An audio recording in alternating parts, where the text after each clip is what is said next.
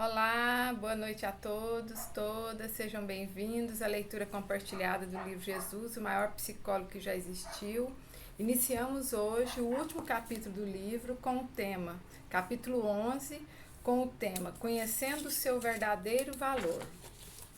Quando Jesus e os discípulos continuaram a seguir o seu caminho para Jerusalém, chegaram a um povoado no qual uma mulher de nome Marta os recebeu em sua casa.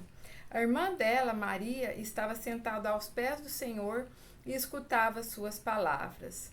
Marta estava ocupada pelo muito serviço. Parando por fim, disse, Senhor, não te parece injusto que minha irmã fique sentada enquanto eu faço todo o serviço? Diz-lhe que venha me ajudar. Mas o Senhor retrucou, Marta, Marta, tu te inquietas e agitas por muitas coisas. No entanto, apenas uma coisa merece a nossa preocupação. Maria, com efeito, escolheu a melhor parte que não lhe será tirada. Lucas 10, 38, 42. Embora Marta achasse que sua irmã estava sendo egocêntrica ao deixar de ajudá-la, Maria, ao contrário, estava crescendo espiritualmente ao concentrar-se no relacionamento com Jesus. Ele nos ensina que só podemos encontrar o nosso centro espiritual interior ao reconhecê-lo como a dimensão do divino em nós. As pessoas que entram em contato com sua dimensão divina são pessoas retas e íntegras. A retidão espiritual envolve confiar em alguém maior do que nós, o que é diferente de confiarmos apenas em nós. Marta confiava apenas em si e em seu trabalho. Maria procurava retidão espiritual, confiando e entregando-se a Deus. Muitas pessoas, como Marta, procuram ser virtuosas aos seus próprios olhos, desenvolvendo comportamentos que consideram adequados. Jesus sabia que os comportamentos verdadeiramente retos e íntegros são consequência do relacionamento com Deus. O termo, retidão, pode aplicar-se tanto ao nosso relacionamento com os outros quanto com Deus. Para ter um relacionamento reto com os outros, precisamos aceitar que termos necessidade deles é sinal de força e não de fraqueza. É somente através do nosso relacionamento com Deus e com os outros que podemos alcançar o nosso mais elevado potencial. Quando tentamos fazer as coisas completamente sozinhos, acabamos como Marta, nos esforçando para parecermos virtuosos aos nossos próprios olhos, mas sempre insatisfeitos. Pense nisso. Somos todos pecadores. Aquele de vós que estiver sem pecado, atire a primeira pedra. João 8:7. Dalton e Miranda pareciam um ótimo casal. Eram pessoas atraentes e divertidas. Tinham uma casa grande, filhos bonitos e muitos amigos. Aparentemente, tudo parecia andar às mil maravilhas para eles. Mas as aparências podem enganar. Miranda sabia que Dalton era um homem maravilhoso, mas ela se sentia insatisfeita no casamento. Dalton era divertido, mas adorava contar as próprias histórias e tinha dificuldade em ouvir as dela. Ela o achava bonito e atraente, mas sempre muito apressado ao fazer sexo. Miranda queria algo mais. Ela desejava ter uma comunhão maior com o marido, de coração para coração, e sentir que era profundamente compreendida. Miranda queria mais intimidade e não acreditava que Dalton fosse capaz. As coisas aconteceram aos poucos. Miranda começou a ter regularmente conversas intensas e pessoais com um dos vizinhos. Sheldon era amigo do casal e Miranda constatou que gostava muito de conversar com ele. Tínhamos uma enorme afinidade um com o outro. Ela explicou mais tarde. Era como se eu tivesse conhecido Sheldon a vida inteira. Conversar com ele não requeria esforço. Nada parecia mais natural. Em um determinado momento, Miranda compreendeu que estava tendo um caso emocional. Ela não tinha qualquer relação física com Sheldon, mas certamente estava oferecendo a ele as partes mais íntimas do seu eu emocional. Dalton e Miranda fizeram a sábia escolha de procurar o aconselhamento conjugal para lidar com a situação em que se encontravam. Ela contara ao marido a natureza do seu relacionamento com Sheldon e tinham concordado em rompê-lo a fim de descobrir se o casamento deles poderia ser salvo. Dalton estava profundamente magoado e zangado, porque não tinha feito de fato nada de errado. Quando não somos abandonados por causa do que fizemos, provavelmente é em virtude de quem somos, o que é uma coisa muito dura de suportar.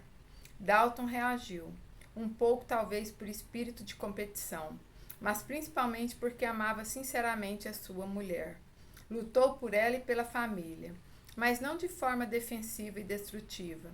Foi preciso um grande esforço para dizer a Miranda o quanto estava humilhado, mas não descansou enquanto não teve certeza de que ela compreendia a profundidade de sua dor e de sua raiva.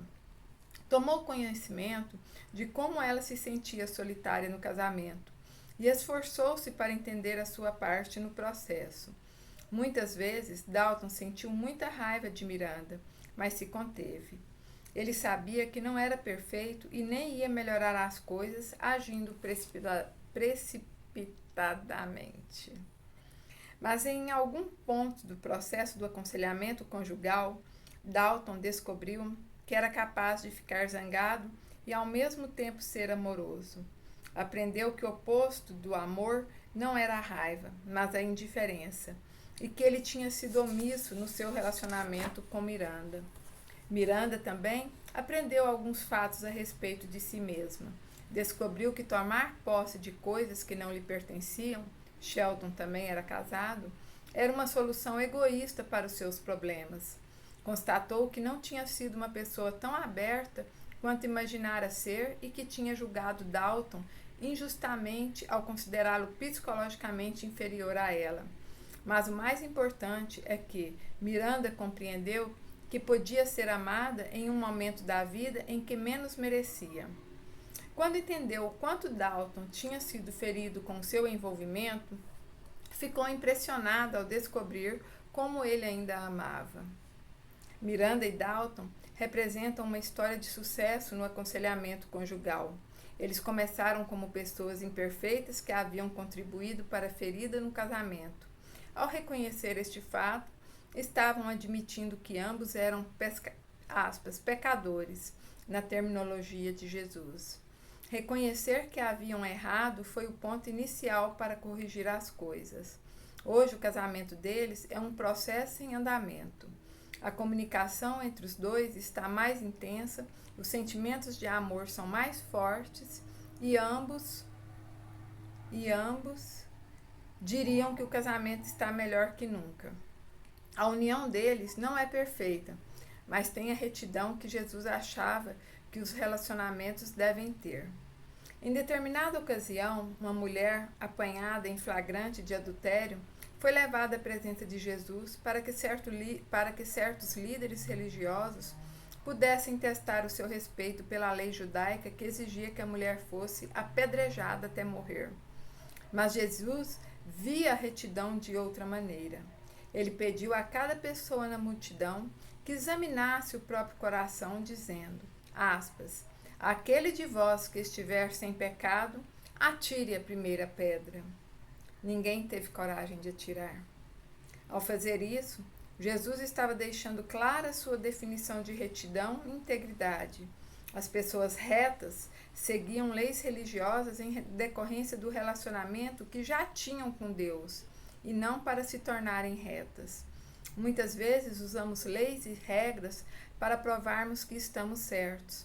No entanto, o primeiro passo em direção à retidão é reconhecer que somos todos pecadores, capazes de incorrer em erros no nosso relacionamento com os outros. Jesus quer que essa capacidade de errar vá sendo superada.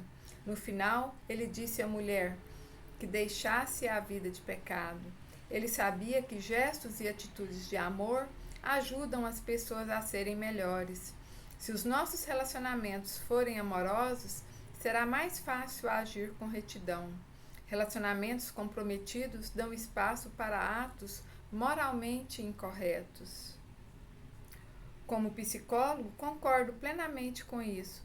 Os meus pacientes que vivem casos ilícitos e destrutivos fazem isso por causa de maus relacionamentos, de feridas não curadas, de desapontamentos ou de falta de amor. Dizer-lhes que sigam as regras geralmente não adianta. O que funciona é amá-los. Princípio espiritual: nós nos tornamos retos quando nos sentimos amados, mesmo quando estamos errados. Assim é. Gratidão.